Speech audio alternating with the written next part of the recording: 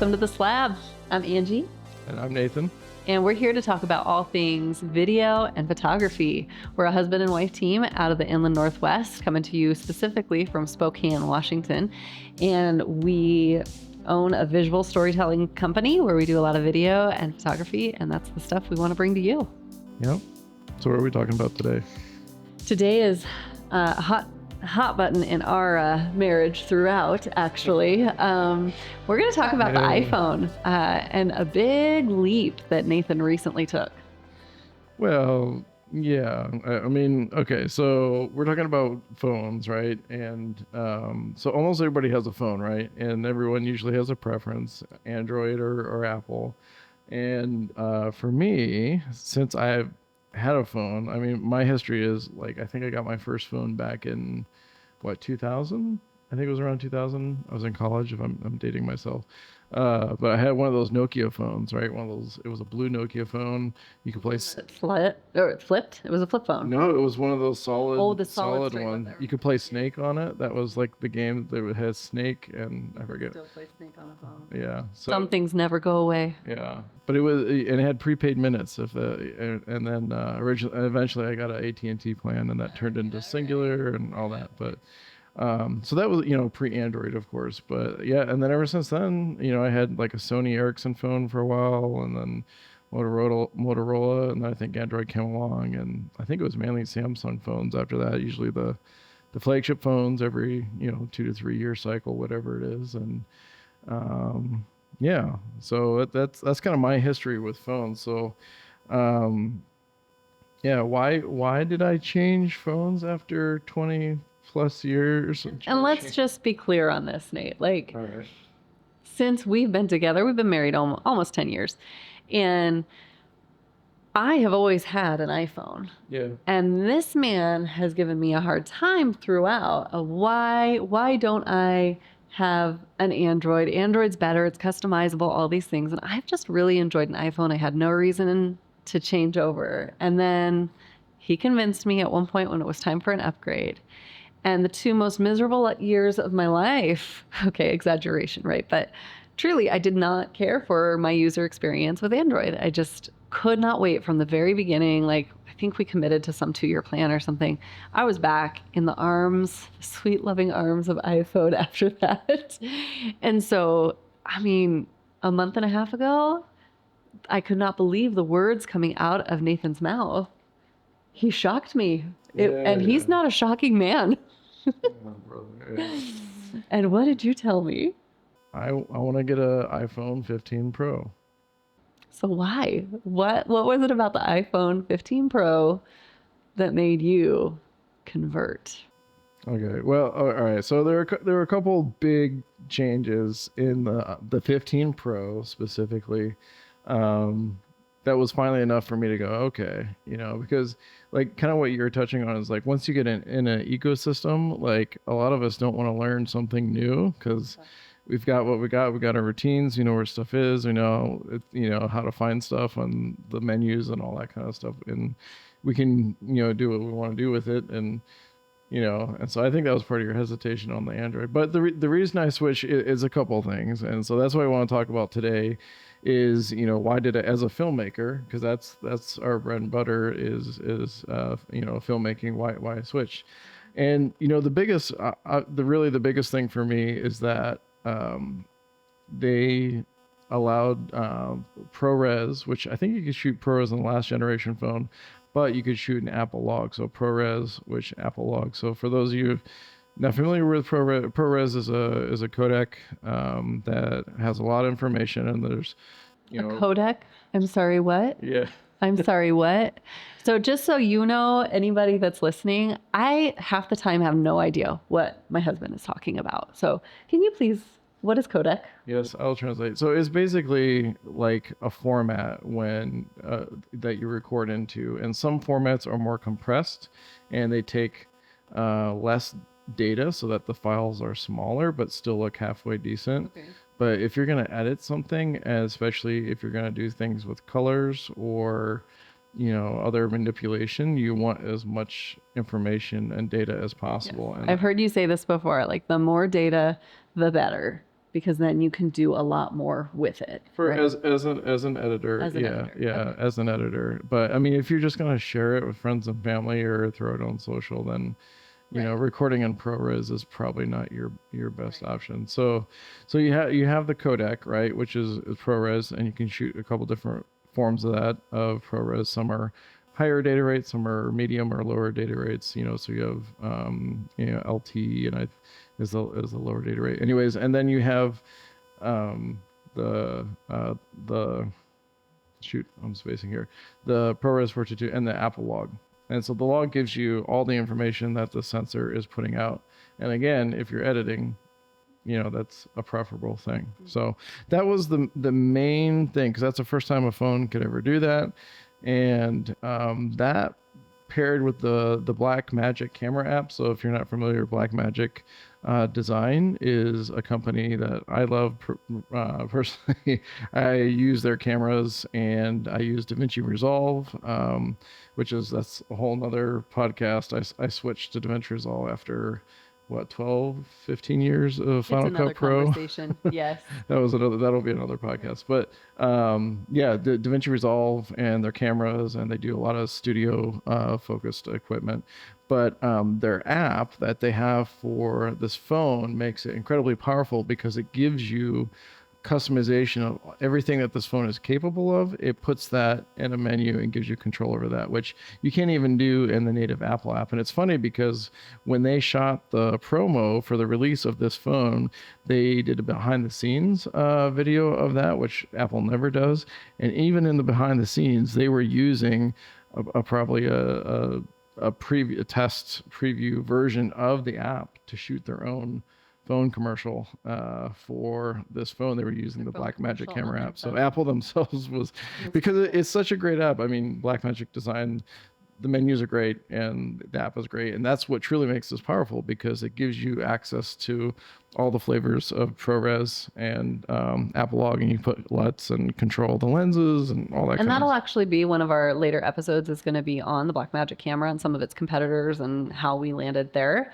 But one thing, like, I think you should talk about, Nate, is like, in the practical sense, if you're recording your family opening gifts at Christmas, or, you're catching just, some social media stuff that you're just going to throw up there, Apple log, that ProRes thing might not be something that you're going to use. But like, practically speaking, as a professional videographer and filmmaker, what are you using the ProRes and Apple log for? Is it like to capture B-roll in those moments where you don't have a decent camera on you? Like, what are some of the practical applications? Yeah, exactly that. Exactly. So if I'm out and about, they always say the best camera is the one that you have with you or on you, right? And I can't tell you how many times I've been, somewhere, whether it's walking down the street or out hiking or, driving somewhere, and I see something really interesting or compelling, like, oh, it'd be great to capture that and use that somewhere down the line, whether it's, for a video as B-roll, or, a great scene, or clouds, or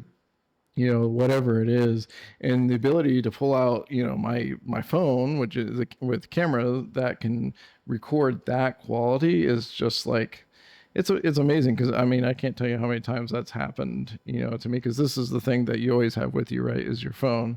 And for those of you that, when I say this is the thing, we have a video podcast. So if you're not watching the video version of this and you're just listening, if you go to youtube.com/@/visuals, you can see, I mean, I'm just holding the phone. It's nothing fancy, but you'll see our faces. So holding up that phone. Well, yeah, and I also think, like, one of the things that is really important to remember, like, for us, I'm immediately thinking of all those videographers that might be a pro out there, and maybe you always carry around your Blackmagic camera, maybe you always carry around your Red. That's really unlikely. And especially for us, like, when we're out camping with the kids and we're loaded down with all this stuff, like, we're not going to pack that stuff along. But those are oftentimes where you find those epic, beautiful clouds in the mountains kind of shots. And that's exactly what this is super useful for grabbing. Yep. Yeah, it's way easier to know that you always have this. And no, I would never substitute this for my Blackmagic, the 6K Pro, which is my daily driver. But But I mean, you can get a pretty compelling, B-roll or even a second camera angle, B camera angle on an interview. If it was like, a run and gun type thing, it's like the ability to have to do that is good, which kind of leads me into the second point. So the first point was the ProRes and then being able to shoot in the Apple log there.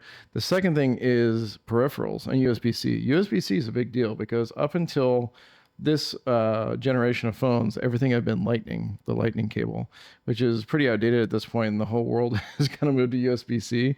But everything I have, I mean, not really being in the only other Apple devices I had a iPad mini that I got like a year ago because DJI, my drone, they stopped supporting the Android version of the app, which is crazy to me. And so I needed an Apple device, an iOS, I should say, an iOS device to fly my drone, but that's for another podcast. So I've had an iPad mini for a year, which actually I'll admit kind of helped me introduce me to the iOS system and get me familiar with where stuff was at. So it was less daunting in jumping to the iPhone, but the ability for USB-C and to connect peripherals, specifically like hard drives. So you can record on this thing for hours, and I haven't had it overheat yet. And you can plug in SSD into the USB drive and how many terabytes you want and just record. And that's game changing, because if you're going to record in a data heavy codec like ProRes, you're going to fill up your phone's memory in no time. So the fact that they open that up and let you connect peripherals with USB-C, I've even been able to connect my phone to an external monitor using a HDMI cable, which is interesting. So you can do that, and with the Bluetooth keyboard and I haven't used a mouse, but you could use this as almost basically like a mobile laptop. I mean, it's not a laptop obviously, but it is powerful. The onboard computing is powerful. I think a lot of that's oftentimes the con that people say like is, a detriment to this iPhone, is that it takes up so much storage. Yeah, that's great that these cameras are able to do that and shoot in that higher resolution, but like the fact that they have the USB-C really kind of comes around that problem and is like, no, you can now offload so much easier all that data. And you also touched on like the mini that you have and stuff, and I think that like wasn't really your motivation, but is often a big pro for the iPhone 15 and any iPhone really, is how well it's integrated with other Apple products. So if you have that Apple computer, laptop or, iPad, they integrate really well, which does offer some conveniences that I know I access probably more than you do, but that's because I'm doing a lot more of the scheduling, organization and stuff like that. So those syncs are really good for me. Yeah. I mean, the ecosystem they've got that locked down, right? I mean, they've out of I think all the manufacturers, they have the most seamless ecosystem, and that is, I mean, there have been instances where it's kind of surprised me, like case in point, if when I go to fire up my drone and open the DJI Go 4 app, it'll automatically detect my phone and say, hey, do you want to start a local hotspot with your phone so that your iPad has internet access, for airspace clearances and stuff like that. And that's something that never happened with the Samsung phone, and probably never would. So kind of happy little accidents, to quote Bob Ross. That would be one of them. And there've been a couple other little things. I mean, and there've been frustrations too, where it's just like silly Apple stuff. Case in point, there's times when you need to close your apps, right? Because I know they say that they put apps to sleep, but where you go, I wish they had a close all function when you have all your apps, because even though they say that they manage it in the background, like something we'll talk about here in a second, which is a scanning app that I use for real estate. There's time where the app needs to be restarted, and I feel like being able to clear out all the apps and have one app open or two apps open would be helpful, but you still can't do that. You have to swipe individually through the whole list of apps. And if you're, I don't know, a power user, maybe a regular user, you have like 20 or 30 tabs open, and that's just like why couldn't they put a close all? I mean, they have it for the notifications, but Yeah. So the third thing, the third reason. So the first reason was Apple Log, or excuse me, ProRes, and then Apple Log. The second one was connecting peripherals and USB-C. And the third one, and this is a little bit fringe, it might not be most people's reason, but it was LIDAR. So on the back of the phone, there's 3 lenses, and there's a little black dot that has LIDAR. So LIDAR is like, it's a laser, basically a laser detection. It shoots out, and I think at this point, I don't even know if it's real laser. I think it's like infrared, basically, but it gives you depth measurements, very accurate depth measurements. And so for objects and distances, you can measure those. And the reason that that's important and come in handy, I mean, they use it in their software for, when you do the portrait, right? Like that's how they figure out how to artificially separate the person in the portrait from, the foreground from the background, right? So the person in the foreground, and then they can blur out the background because they use the LiDAR on here. There's also, I heard the other day on one MKBHD, there's a thing called live video, I think, where you can almost and this is only 15 Pro, it's not the base 15, the 15 Pro and the Pro Max.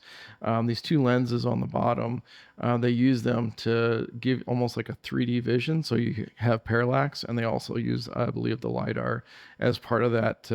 And that's supposed to work down the line, I think, with the Vision Pro, which is Apple's new $3,200 AR goggles, VR goggles that are coming out here in the spring. But the more practical use case of LiDAR for me is scanning objects. So I'm starting to get into scanning objects into 3D and putting them into Unreal Engine. I'm just like at the beginning of my journey on that, to hopefully. What's Unreal Engine? Sorry, yeah. It's a gaming engine that was developed for the gaming industry, and so it's used for that as far as creating worlds that you can walk around, and virtual worlds. So it relies heavily on 3D imaging to be able to create this landscape, this existence, this game, essentially. Yeah, 3D. And anybody can be using this, right? Like in creating their own games, their own scapes and whatnot. So you're scanning 3D images with your phone, and you can put it into building your own landscape, your own game, essentially. Is that the layman's terms way? We'll do an Unreal Engine episode. We don't need to get into that now, but for the layman's, because I'm not a photographer, videographer by trade, and so, I'm learning right alongside maybe some of our listeners here, and so we don't need to do the deep dive on Unreal, but it's good to know what that is. And this is a very personal application for you, right? It's a little bit fringe. It's not necessarily like the key thing that iPhone was even pushing, but it's something that you like about it, right? Yeah, and it makes it one of the best phones for scanning. Yeah, so you're taking a real world object, you are taking photos and LiDAR data, and you're making a 3D model that then goes into that computer program for use of however you want to use it as an object. And that, yeah, you can even print it. I mean, once you make it a 3D object, you can print it if you want it on 3D printer. Yeah. So it's pretty cool. So that's one of the things I like about LiDAR. The other thing is scanning rooms and scanning not just objects, but spaces, right? So part of what we do is 360 Matterport scans. That's a part of our business plan. And I have a dedicated 360 camera. But you can also, Matterport actually makes I don't know if it's called like a swivel with a motor, specifically for these iPhones. This and the previous generation had LiDAR in the Pro models. And so they make one that uses that LiDAR because, again, like I said, the LiDAR is incredibly accurate on measurements in spaces. So those are my top 3 reasons why I, after 23 years, I mean, number one is the main reason, the ProRes and the Apple Log. That's a really big deal for game changer. Yeah. And I know for me, like, obviously, I think anybody that already is on the iPhone side of things probably feel strongly about that and know what they enjoy about it. But, we've had a lot more seamless communication between each other now that you have an iPhone as well. And that's been a huge bonus, feature. Can we say that? Switching to iPhone helped our marriage. Yeah. This is starting to sound like an advertisement. I know, right? I'm like, we're not getting paid for this. Do you think you'll Like, what would cause you to go back? Oh man.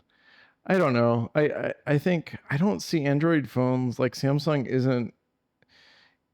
I mean, I don't know. Apple came up with ProRes, right? That's an Apple codec. They came up with that, and so it's like, they anyone else who wants to use that codec, they have to license it out, and so. Um, So you're here to stay? You think you're here to stay? Well, I don't see any other brands, going to the trouble of licensing, ProRes or any other raw codec that's out there to put in their smartphone. Yeah. Like I can't see I can't see Samsung doing that. Maybe Sony would do that. Sony has a professional line of cinema cameras. And so, maybe there's an off chance but I think that would be more of a novelty for them than an actual business strategy where I feel like, you know, Apple, by calling the phone Pro, they did put Pro features in there, and people, you can legit use this for filmmaking. You can buy a cage, which is, a thing to surround this, and then you can put peripherals on the cage to the point where I've seen people, put filters, whether it's an ND filter, neutral density filter, to cut down the light. Because one of the downsides of this phone is that you can't adjust aperture. That's the only downside. There's no way to control that. I think they're fixed aperture lenses. Maybe one of the lenses there might be, but I could be wrong, so don't quote me on that exact one. But in my experience, all the apertures are locked down, so you want to have some kind of filter, the ability to put filters on. And I've seen different solutions where you can buy cases that have a thing where you can put an adapter for like a 52 millimeter filter. Is it like magnetic or screw on or something? I've seen both. Yeah.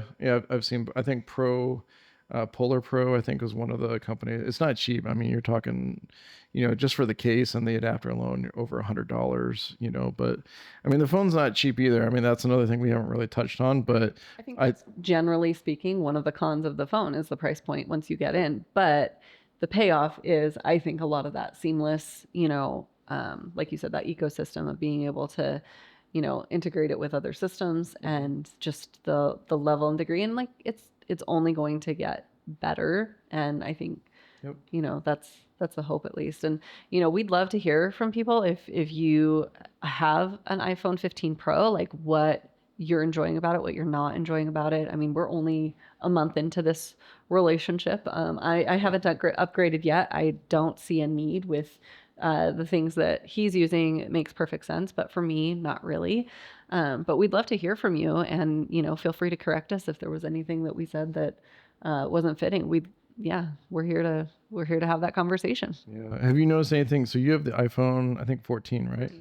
Have you noticed anything from the 14 to using mine that you wish your 14 had, or is it still pretty? Not necessarily, because like what I'm using it for, like my biggest thing is the user-friendly aspect. I feel like iPhone has it dialed in for what is intuitive, whether it's finding what you need in settings, adjusting things. Like when I was with Android, I just felt like it was such a huge learning curve, and everything was customizable. So I could never figure out where the settings were to adjust the thing I wanted. And I'm busy. I'm a productivity nut. And so I don't want to have to pause all the time to build in systems. I want a system that's working for me from the get-go. And I feel like that's iPhone. Yeah. Yeah. Yeah. Well, that wraps it up. If you have comments on this, or you want to add your own 2 cents or rant, you can go to, you can send us an email, podcast@slabvisuals.com, or you could also go check out our YouTube channel. Directly on it? Yeah, youtube.com/@slabvisuals on YouTube. And comment on this episode there. I'm interested, other people, has anyone else switched? I mean, the general consensus from all the tech creators that if you were already in the iPhone ecosystem, to wait until the 16 or 16 Pro. But and you Androiders, like maybe there's something that we don't know about that you do. Tell us. Yeah. Is Androiders a thing? It is now. Yes, trademark. All right. Well, thank you for joining us, and we'll see you on the next episode of The SLAB.